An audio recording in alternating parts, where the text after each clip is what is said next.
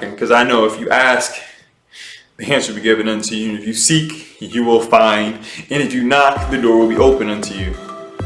Sometimes the people at home are asleep. So you better keep knocking. Just keep knocking. Just keep trying. Keep reinventing the process. Maybe they didn't hear your knock. Maybe you knocked too softly the first time.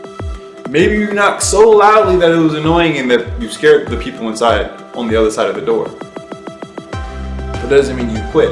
It just means that you have to try a different approach. Sometimes we can think that what we're doing is the right thing and is the only way. No, sometimes our approach can be off. And that's why we don't receive the things that are for us. When we humble ourselves and submit ourselves to obedience and to the things opposite of rebellion, to the things of kindness, to the things of love, to the will of the Father who rules all from above, but has permitted us and granted us the opportunity to exercise our own authority in His name. And those things which already line up with what He's already said is already blessed. For He's already given us all spiritual blessings.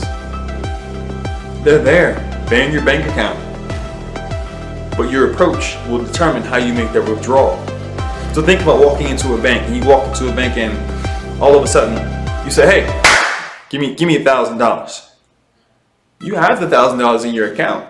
But if you don't follow the protocols and the procedures and the process, you won't get that $1,000. So I encourage you, understand the process, understand where you are, understand who you are, and understand how the world perceives who you are.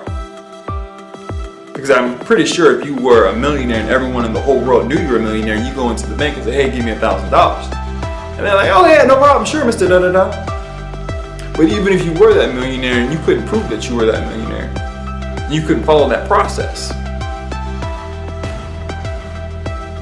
it's not going to happen. So understand who you are, understand whose you are, and understand what process you must do in order to obtain that which He has already given you.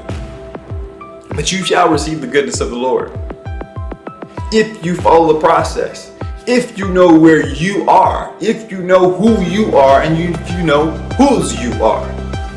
You will receive the goodness of the Lord. That is a promise. Now your timing really depends on how well you flow through the process. Because again, if you're at the bank and you just walk in the door and you just try to skip line, you may not get your turn. If you walk in the bank and you don't have your paperwork or your requirements or your credentials ready, you may not get what you need in that certain time. You may have to leave and then come back. But even then, know that when you come back, you may not come back to the same teller. You may not come back to the same situation you were previously dealing with. You may be assigned to someone else because that teller's now busy.